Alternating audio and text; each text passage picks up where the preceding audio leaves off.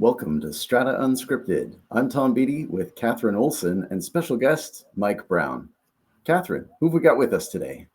Hey, we have Mike Browne from Advantage Property Management with us today. I'm really excited to have him on because we have been working on a very extensive strata education program at Advantage over the last 8, 9 months. And he's doing some really cool things at Advantage. And just some of the stories that I've heard over the last few months have made me laugh, made me smile, and they just show me that what he's doing there is kind of raising the brokerage bar. So I'm really excited to dig into some of that today.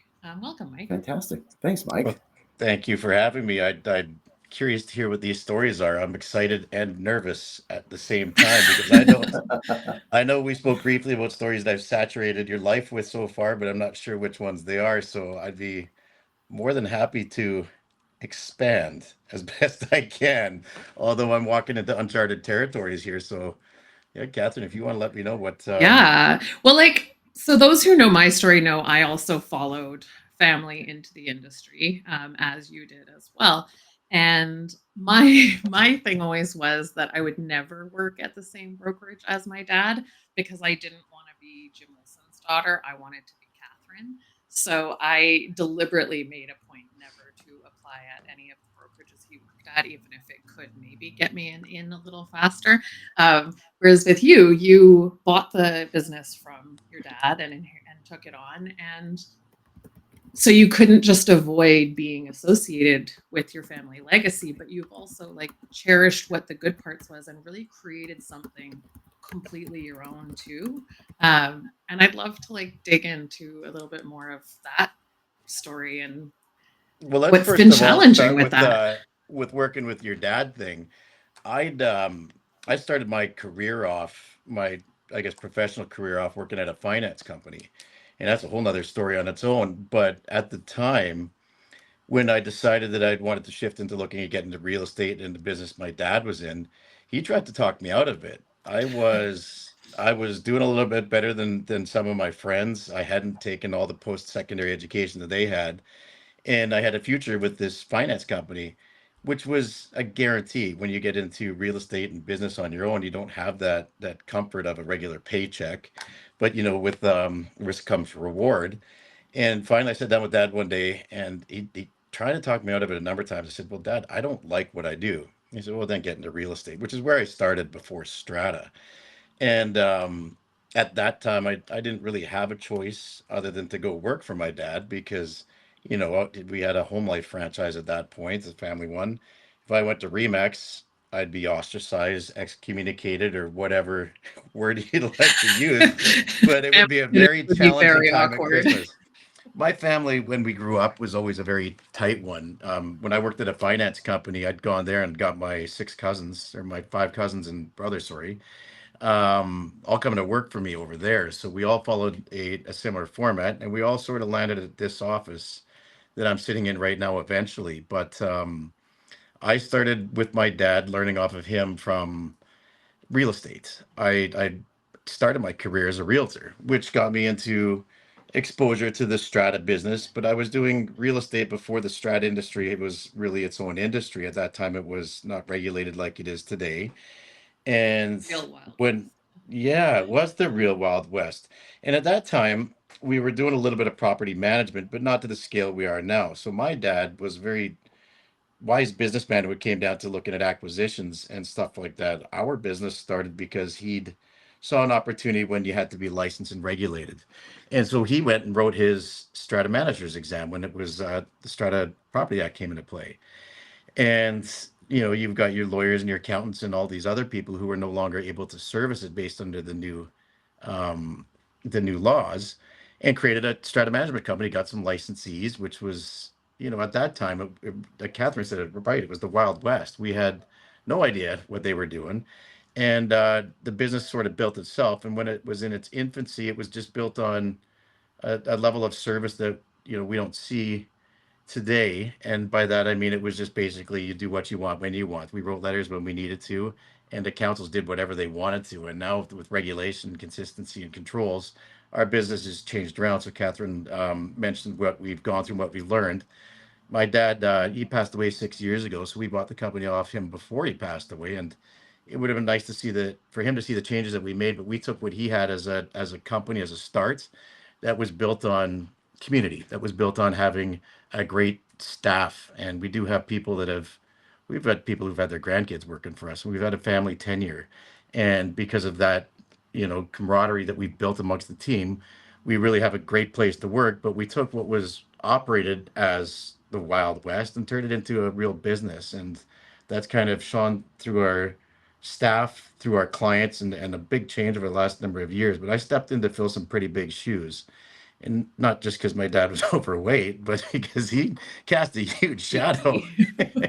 My dad had the communities, like they called him Teflon Al as well, because he could never get in trouble with at the time the real estate council, and everybody adored him, and he had this huge staff of people that loved him. When he finally passed away, we lost 30% of our bookkeepers that day because they were just waiting until my dad had moved on, and they'd worked for us for 30 years. So we bought a company off of him, tried to keep up with what he'd spent an entire career of having people admire and love him. So filling big shoes. Then all of a sudden they all leave and disaster strikes, and we had no choice. We had the factory reset button hit on us, and we had to rebuild. And at that time, I had two choices: one was run, or two was learn. And I learned fast about the trials and tribulations of what it's like to be a strata manager.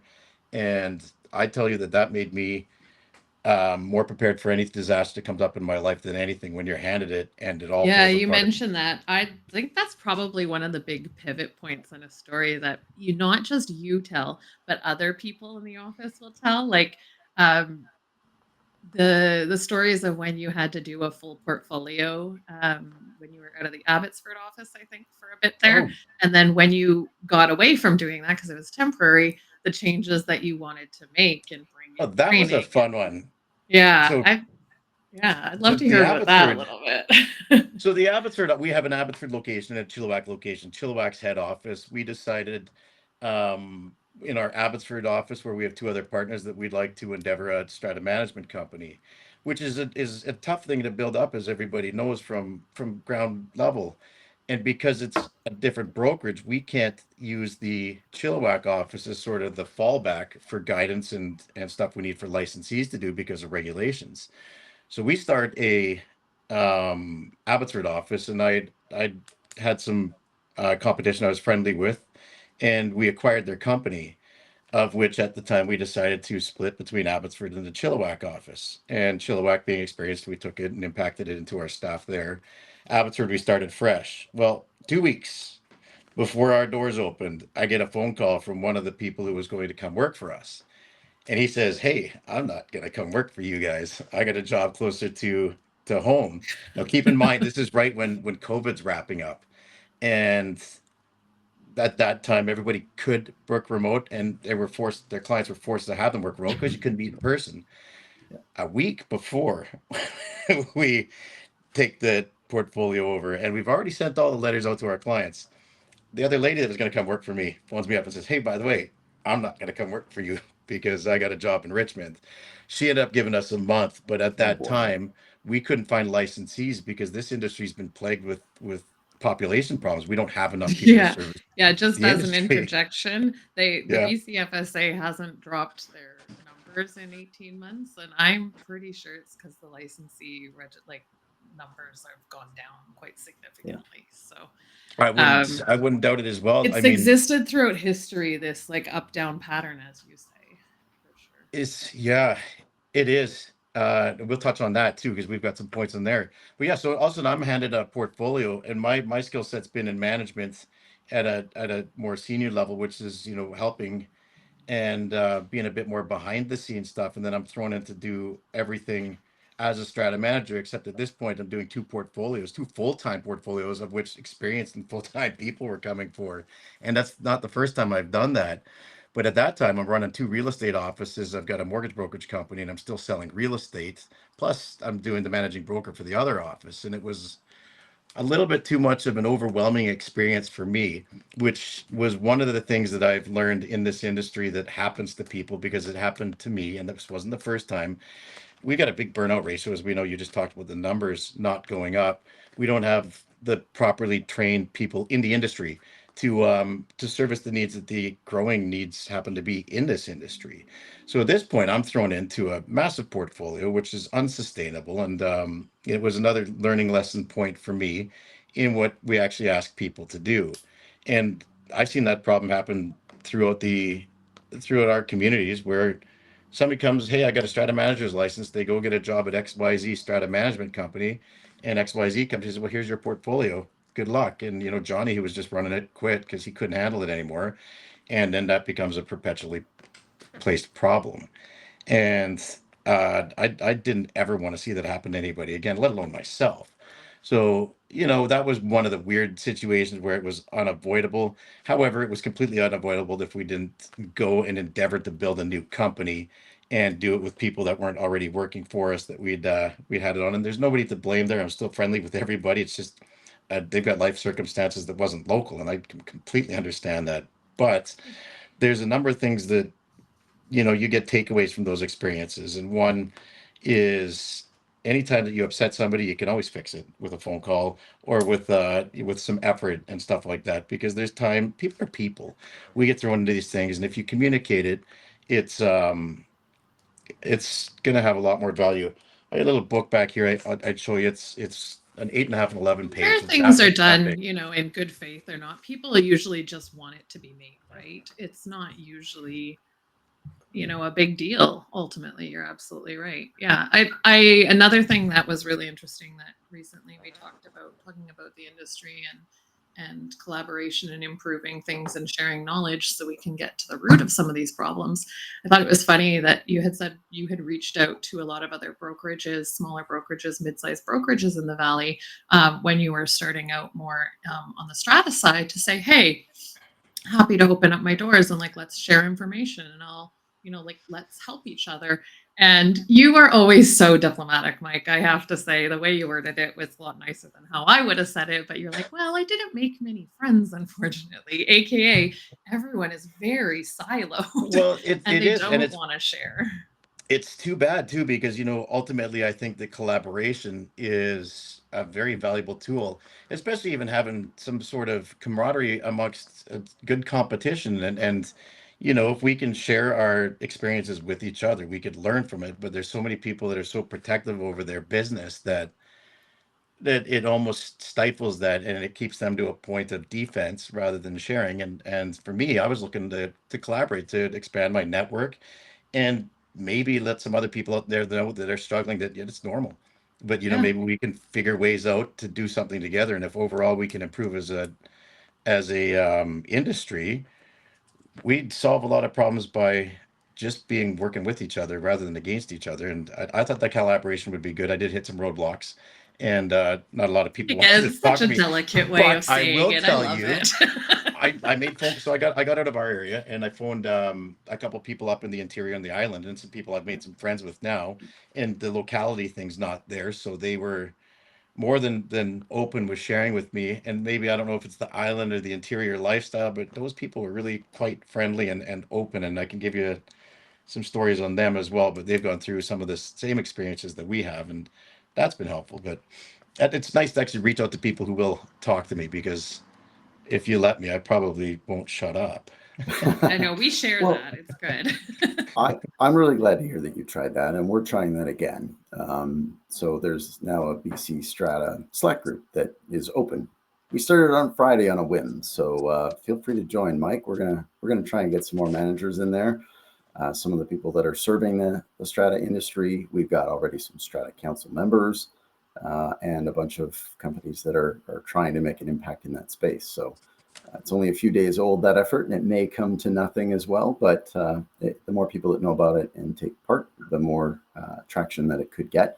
And it's got public channels for people to share the issues and challenges and opportunities that they see to promote their own business. And it's got the ability to direct message or to create your own little groups so that you can have some conversations at least initiate some conversations in there with the people that are involved. And the idea is the same, I think, as yours was. It's to allow people to learn, to make some more connections, to build their networks and share. We all have different networks that we're active on, and we share content in different ways. But being able to have what I consider to be just asynchronous communication with one or more people at the same time or on the same subject is kind of helpful. So, Well, it's good. For me, it would have been entirely helpful because the fact, I came to the place where my dad worked, and that was the only choice that I really had. So I don't know. I assume the grass is greener on my side, but it might not It be, is. and there might be ideas out there that I could go learn from. And that's all I want to do is because I've been exposed to one way, and then I had to create it. And when you're doing that, you have no idea which is right or wrong, and we've worked some good things out. The good thing is I've learned a lot of wrong ways to do things. And you're but not alone. What's cool though is like a lot of your ideas, and I think that really stand out to your team, you as the leader, are just really simple concepts that are rooted so much in just empathy and good business practices with that in mind. Like the fact that you say, you wouldn't want your managers to do what you wouldn't do, right? Is the same as when I worked as a retail store manager. I would get in there and clean the toilet at least once a week in all the bathrooms because I couldn't expect those who worked for me to do things that I wouldn't do, right? So I think Yep. it's a really good experience for leaders in the industry to take on a portfolio for times and to get in there and to attend meetings and to Well, meet that's why I still people. attend meetings or I still call councils or I'll jump in Yeah. front of a problem is because you have to be relevant. And if you're not, you'll Radio Shack your company if you don't know what's going on. So I still go to meetings all the time. Plus I enjoy meetings. It's weird. I enjoy the council meetings. I even enjoy the confrontational ones because I always feel like you accomplish something at the end of it. But challenging meetings and difficult ones for me to have are sometimes my favorite ones to do because at the end of the day, I actually feel like I did something that day. So, And yeah, when you can make it click, and get rid of some of that fear and anger in those meetings, it is literally so rewarding. There's nothing better than getting detractors who were angry about something completely irrationally, usually. But when you can see the click in their head about big picture, and you're just like, oh my God, I love this. I love my job. It's amazing. There's do such you a want to rush from know that, I the find. very first time I ever had that feeling? And it's not Yeah. strata related. And I still remember this because I still live my life this way. And I still think logically, I would have been about 7 or 8 years old. When your parents still let you go do stuff back in the day before, everybody's a criminal or whatever parents think everyone is now. So anyways, we were camping and there's a little store down at this campsite called Sunnyside in Cultus Lake. And I went to the store and I had $1 bill on me. And they had at the time 5-cent candies, little mojo things or something like that. And so I brought 20 of them up to the counter. And the lady looks at me and says, that'll be $1.04, $1.06, or whatever it was with tax. Well, I'd never heard of tax in my life. I'm 7 or 8 years old. And I look at this lady like she wants extra money. And I said, well, I'm not going to, I know what, I got 20 of them. 20 times 5 equals 100. 100 is $1. I have $1 for you. And she tried to tell me about this thing called tax. I said, well, tell you what, if I buy one, it's 5 cents because you can't add tax to that. She says, yeah. I said, well, I'll just do that 20 times. And she gave me my 20 candies and I walked out of that store and I felt pretty proud of myself because I got the 20 candies instead of the money she wanted to take from me to give to the government or something like that. And I'll never forget that. And I don't know if she kicked in the 20 cents for me or rung them through or whatever the numbers was, sorry, at that time. But I remember walking away thinking I logically went through something and solved it. And at that time, I felt pretty good because I walked out with the outcome I wanted, but I couldn't understand what they wanted. And I still will remember that feeling that I got. And there are times that you just mentioned when you have that, and that was my first time I think I ever really felt something successful in the financial world, and I still remember that. That's If cute. only we could all do all of our bills with nickels and If have it not round only. up to the next penny, right? Well, that Yeah. being said, I mean, not splitting nickels here, but another thing that you've said in meetings or in managers' meetings in front of the entire team, you have made statements like, I want to be the best compensated, best trained, most well taken care of team in town. I'd love to hear kind of the vision and the like what gives you like that power to make statements to your So team I'm like gonna say that? something, and I don't want it to sound like it's bad, disingenuous, or anything like that. But I believe that I have a product that we're selling here. But my product is people, and I don't want to say that I'm selling people, but it's what they can provide, which is a level of service that that happened when I first bought this company. You would have heard me walking around saying I want to create a better overall customer service experience. And that sort of evolved into, we've changed this corporation into a community, I really believe. But I I've seen this industry and lived it where we've rocked into the problems where I've basically what I've done is I've seen the things why people burn out. I've seen why people are angry, like clients. I've seen why people don't enjoy their job, and I want to provide an environment where people want to come to work and a experience where people want to buy our product. And I truly think that we have sort of an underpriced industry at this point to allow compensation to Yeah. people for what they demand out of the managers. I understand people on the other side can't always see that because they've been locked into a contract, and that's been something that's been built 15 years ago and pricing wasn't where it is. I believe that there are people that value better service, and it's challenging to say the best clients that I get. Not challenging, but it's too bad. The best clients that we have, the ones that are the most loyal, the ones that are willing to pay the price, and the ones that actually appreciate what we do, are the ones who've failed somewhere else. We pick up the pieces to show them what management can be like, that like-mindedness where I want to provide the best, and the people who now expect something better create the symbiotic relationship where they're willing to compensate our staff for a little bit more. But I believe that every year we want to get better. We've now got educational director. We've got roles that didn't exist in the company before, and I know other companies don't do, because I want to do something better. I want people to rely on us, to know that we're knowledgeable experts. I want to have the best trained people in the industry because I want to charge the most money. But with that, people are going to be able to have the highest expectations of our people. So we put time and money into training. We get people who are experienced, who cannot have the burnout they're going to feel somewhere else where they don't have that support. They got a team of people working with them and behind them that's going to support them every way, even through the difficult times. People who understand that there's an open door policy that they can come to. And this whole experience from internally creates a safe work environment for people, which we also do provide. No bullying, no harassment, none of that stuff. It's not tolerable, it's not acceptable. But we create a better person and a better employee out of it. And that bleeds to our clients. So I have some high expectations from our staff. But what that does is it creates tenure. Every time that we are able to charge a little bit more money, we put that money right back into the company, either into innovation, technology, or more staff. And that's just to continue to create a better experience, because I think it's not something that happens overnight. We're not going to be out flashy advertising around, but what will happen, people will hear about it. And the more consistent we are in that approach, more the people are going to seek us out. And those type of clients that want that level of service will be able to help us create that environment that I vision. So I believe that I want to have the longest tenured, best trained, best compensated staff to create a better experience for everybody that works with us. We'll select who we want to work with at the same time as well, because we won't put up with abuse, and we won't put up with um, negativity that's going to just be infectious. There's always times where things are going to be difficult, but my people, I hope, are going to recognize it. And I say it in all our meetings that I'd like this to happen, because it reinforces that. And with the recent change from Advantage, because we were part of a national change before, we've gone on our own without a national waving the national flag.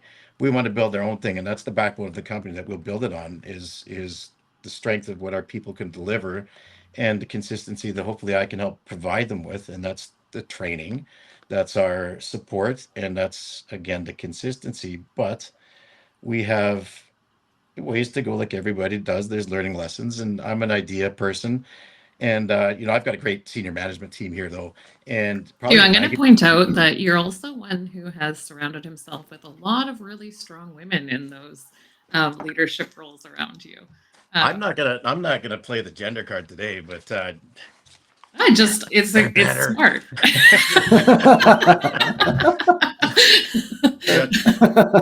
No, I really like that. I think a lot of You know what? I have a great senior management team that I admired, and our relationships growing outside of work as well. Like, these people have become my friends, and no matter which way the cards fall at this thing, and if we're doing this for another 20 years or another 40, or if they'd moved on or retired, whatever they did, they're my friends for life. And that's just because they've got similar ideas and this, it's great to have people that support the vision, because without that, it doesn't help. Now, ideas, back to that, I have them all the time. And if you sit with, the ladies that help run the company, when we go through my ideas, they'll say, well, that's dumb. This is stupid. That's not going to work. And I'll say, why? They'll say, because of this, this, and this. And that's it. That's all I need to know. If they say that it's not going to work, it's not going to work. And every once in a while, I'll have one I'll push. But I put these people in place because I trust them and unconditionally believe that their decisions, when they have them, will be supported as well. I mean, I have a direction I'd like to go in, and I have a place that I want to be. The journey there is always going to be staggered, and I have ideas, and if they don't work, they don't work. But I'm not going to stop spitting them out, because I'll take it on the chin every time. I don't mind having a bad idea as long as I keep them coming, because every once in a while I have a golden nugget. And well, I think overall you've got the right strategy. You've got a good team in place. You're able to test ideas. You're able to get that feedback. And I like that you're not trying to create a race to the bottom. This is not a matter of trying to win clients and cut fees. You're trying to deliver better service. Better service commands a higher price, especially in a province where the service level and the price paid is too low overall. And that creates a real window of opportunity for those that are differentiating themselves like this. It does, and it's great that you say the race to the bottom, because that's something that's been echoed around here quite a bit, and that's not the fight we want to fight. It's a losing battle for everybody. And so here's back, just to dial you back a couple of years when we bought the company. Speaking of the Wild West days, Katharine mentioned at the time, the company was ran in, our managers were in charge of their own destiny, meaning they did their own pricing and they picked up their own portfolio. So it was a little bit more entrepreneurial in spirit, less corporate. But what that caused is an issue, because the strata managers usually came to that environment not from sales. And trying to get a person to increase their prices is a challenge, because sometimes people don't like to charge more money, especially when they feel they haven't really done, deserved, or whatever they've got it. So they had two choices: one, increase your fees, or two, get more clients. And majority of people opted for number two, because at the time, in an industry where it was flush with opportunity and people who needed management, they'd go get another strata. But every time they did that, it diluted their time a little bit more. And so, sure, their paychecks would go up, but the available time they had to their clients went down, and it caused a cycle of disappointments.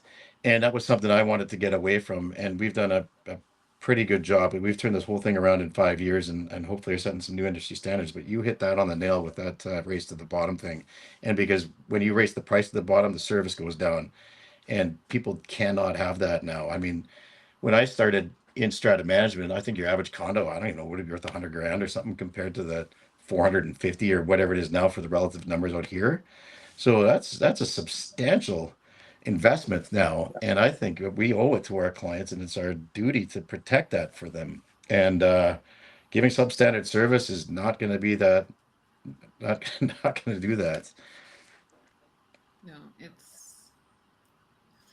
there are more available channels of tools and resources for owners to self-educate and self-serve. Yes, because we're kind of going back that direction, I feel like, where we're overloading managers again, thinking that other tools will help take the workload away from them. But because there's so many available answers for owners, they don't know which ones are the qualified ones. And what it's actually well, what it's creating is more channels of tools for owners to reach their strata managers. And actually, because the cost of all of these properties is going up, this investment is worth so much more to them. And we've talked about this on Strata Unscripted before, Thomas. You've talked about it with other people. That emotional connection to someone's home is so strong. And if you say not just their home, but their largest asset that represents more than they'll ever have in their life, hundreds of thousands of dollars, people feel so strongly. They want to know that it's being done right, and it's a little chaotic out there right now, I gotta say. It's chaotic. It's difficult. We've had some conversations as well about those that are complaining within their communities, and often those that are quite loud are loud because they care, and they just feel like they can't do anything about it. And so creating that engagement opportunity with them, allowing them to attend strata council meeting, allowing them to see the process and understand what it is at greater detail can sometimes activate that energy and turn it from something that can be quite divisive or negative into something that might start to become a force for good. And that I think is also helpful, because strata managers spend a large amount of their time dealing with those that are very loud and or very unhappy, and they just are much more effective at doing what they're doing if they're not stuck in that type of firefight and correspondence. Yep, I agree. Katharine, I just realized you have Strata Gal as your title on there. I just read that. I like Yes. that. Yes. She's become my alter ego now. I So- don't know what I'd do without her. It Well- gives me a focused way for all my strata nerdness to come out. So, yeah.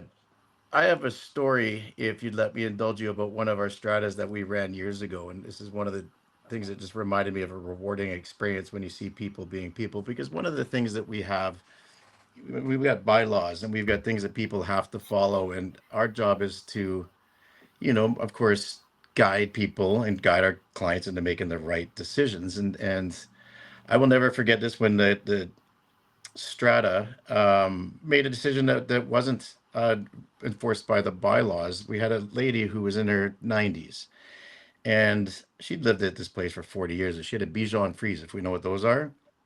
Well, she'd take her little Fluffy Bichon, dog. Yeah. she'd take it for a walk to go do what dogs do, and then and you'd see her out again in another 20 minutes taking the dog for a walk again. Well, they discovered that she had two Bichon Frises, and they only allowed one dog there. And it was probably the biggest crime this lady had ever pulled off in her life, is sneaking an extra dog in there. And the council at the time, of course, there was no complaint or anything like that, but everyone held a blind eye to it in the whole community. And these are the type of things in the stories that I remember sometimes, where it's great to know that still there are people that are people. I'm not suggesting that we break bylaws, but when you have a community that you recognize actually comes together and lives and thrives as a community, that is another one of those things that makes this job a little bit more rewarding, rather than just all the difficult times that we see. But of course, there's no shortage of that as well. I have written more letters and had more emails that I've had to go back and forth on than any other topic than pets and pet poop. That is just one of those themes. Like, The I poop? swear, if I I stopped could writing- say that's a specific subtopic, because it's more popular of a complaint than even noise complaints. If you think parties are usually one-offs, dog poop Yeah. happens every day. And so oh my gosh, I can't tell you how much I have written about that. Yeah, I've done the same. I changed the word poop up into other variants of the word poop, and we won't go through that on your podcast. But yeah, I got tired of writing that word. So Seriously. Yeah. People get all up in arms about it, and they won't be looking at like the building envelope or the roof that's leaking or the huge special levy on the depreciation report that's coming down the pipe in 4 years. But they are super mad about their neighbor's dog. well, my neighbor's dog last night. My neighbor passed away about 6 weeks ago, and his kids are. I think it's the kids there, anyways. Are there with a dog that barks, and so this 2:30 in the morning last night, I went and shut my windows. I'd never shut my windows, and when I went back to sleep, I just thought I'd let you know that the territories in Canada, in my dream, unregulated strata and property management, so you no longer needed to be licensed. And I spent the entire rest of the evening dreaming about being worried about the business that we were going to lose, because my licensees would be fighting people that weren't licensed anymore. No, that is northern, literally my worst nightmare that you just in northern described. Canada, where we have no business and we're not licensed to do it anyways. But this is No, So, that's yeah. not happening. That's No, not seriously, happening. I would We- wake up in a panic if I had that dream that like they just I changed did. it. I'm like, oh my God. I'd be like cold sweat, like, oh my God. But So every you once in a while, guys- you'd like a little break from it. Yeah. I mean, you guys are licensed. You grew up surrounded by professional managers as parents. I walked into this industry like some kind of sucker, and and don't have a license. I'm not doing license services. I can't be in that business, but that's not going away. Like the tendency is always towards more supervision and more regulation and more education, which is great, because currently you've got a situation with 13,000 stratas, 35,000 if you count the ones that are less than 5 units, and they're all being run by strata council members that are volunteers that may or may not have the right mix of skills to be managing the asset that they're For responsible the right for. reasons for being there. Right. I mean, other than the fact that they're owners in that community and they should have some sort of vested interest in it being successful. The vested interest of an investor owner is very different than a resident owner. One is concerned about net operating income. One is concerned about the quality of life as well as their investment. But I think that there's just so much to be said about the role of regulated strata managers in this industry, the lack of value that we're currently placing on that service, and the overall level of education of the people that are running the communities. And I think that's a recurring theme of ours. Katharine, it's something we're going to keep talking about. And we're really glad, Mike, that you've got a great perspective on it, a really good team, and a desire to focus on growth and value add so that we can elevate what happens in this industry. Thank you. It's just exactly kind of what we're planning on doing. And but we're all very well aware things don't change overnight.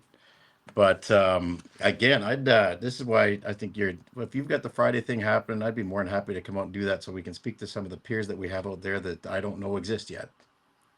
Fantastic. Katharine, do you have some closing thoughts for us today? No, this was nice. I really wanted to celebrate brokerage doing it right and just highlight some of the cool things that I hear that you've talked about in your vision, Mike. So I joke a lot when I come out to the office. The team is a really special team there. I always am saying to them because obviously this is out in Chilliwack. Like, I don't know what it is. It's the fresh air, corn-fed, wholesome people out there. But yeah, you have a really special team. Corn-fed, wholesome. Yeah, well, okay. I can't. But no, it's been such a pleasure working out there. Like, I love it. So. I think I'm keeping that one. I think I'm just going to get a little name tag. This is corn-fed, wholesome. Absolutely. Yeah. Katharine, and thank you for at least letting us know that you're liking things that we're doing. Katharine, since she's joined us, she's built our educational system that we've been longing for and structured into a position that we put people through. So we now have a program that's on top of what you would take at the UBC when you get licensed there, because at that point it's getting a driver's license with only taking it in theory, not in practice, and being like, here's a car, here's a steering wheel. Like your L test doing go. Yeah. And we have a structured program that's 33 weeks that Katharine is going through, from basically starts strata management and teaches you what you're doing on a daily basis. After that, we've got other training courses that we put people through. Education's huge with us, because we can focus on everything that we need to know and make sure that our staff is trained to do everything they can. And the best thing is, if they can't figure it out, we have a huge network of collaboration here. We've got a big group of managers, and we've got an array of personalities, which is super beneficial when we've got clients that we need to sort of mirror the theme of their community with, because there's times where you have councils. Well, you're totally niching out the team. Yeah, developing little skill set things. Like, we just finished Spa 101 deep dive, and I love it. Like, I just put to Mike, I'm like, how about RISA next? We're going to do RISA 101 and put in a 6-week course. And he's like, he didn't get back to me, but then he sent around a newsletter to the entire team that's like, we're starting RISA 101 in a couple weeks. I was like, great, I guess I got the go ahead for that. Love it. Like, that's the level of trust. Is he's just like, Katharine said, this is the next thing, and I'm putting it in the newsletter now. So now what's out there in the Strataverse. That speaks volumes to what, like, the level of trust you have in your leadership. If you can't trust the people that you're working with, or if we need that trust in place, otherwise the business doesn't work. And I've seen lots of businesses. I'll give you an example. I got a friend that has a business, and he's one of these guys that has to have his hands on everything, and it has slowed him down over the years because he can't trust other people to do even the stuff that doesn't take the skill set, because he just has to have that level of control. My personal level of control, or professional level of control, is the trust that I can have control over, and I have that 100% with people. And I'm fully aware people make mistakes. I make them all the time, and I'm happy to, because I learn from them, and that's all I expect out of other people too. When a mistake happens, as long as it's not intentionally made, or you're not doing it because you're not paying attention or something like that, it's just, stuff happens. It's life.